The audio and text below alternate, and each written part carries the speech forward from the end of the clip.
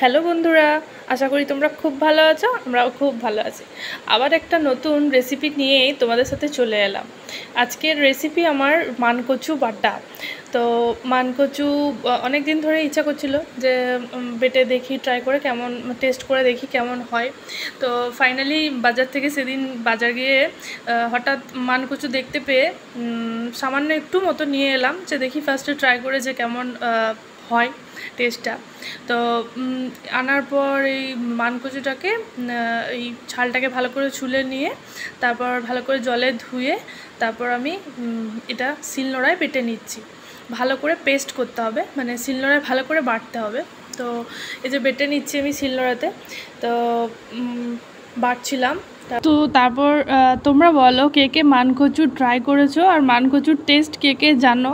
আর খেতে সত্যি খুব ভালো হয়েছিল, খুব খুব।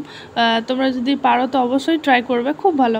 এই যে নারকেল নিয়ে নিলাম, এখানে আমি নারকেলটাকে ফাটিয়ে ভালো করে ছালটাকে ছুলে পিস পিস করে চাকু দিয়ে কেটে তারপর শিলনোড়ায় এটাকে নিয়ে নিলাম। এটার সঙ্গে ওই মানকচুটার সঙ্গে এটাকে বাটবো।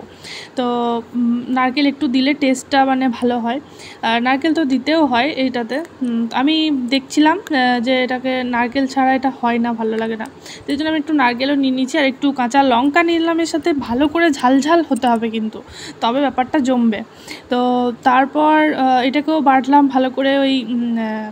ওই যে আগে ওই মানকচুটাকে বেটে রেখেছিলাম তার সাথে এই নারকেলটাকেও ভালো করে আর কাঁচা লঙ্কা এই একসঙ্গে এগুলোকে আমি বাটছি এখন।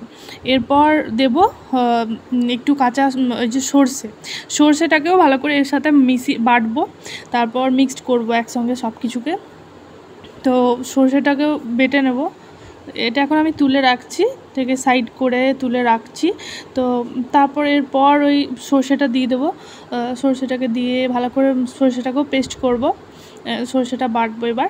এই যে সর্ষেটা আমি নিয়ে নিয়েছি, এবার বাটছি সর্ষেটাকেও ভালো করে পেস্ট করে বাটতে হবে, একদম সুন্দর করে যেন বাটা হয়।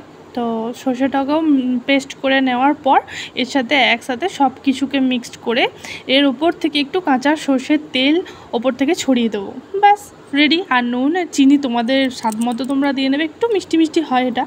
তো এই যে আমি সর্ষের তেল দিয়ে দিলাম ওপর থেকে।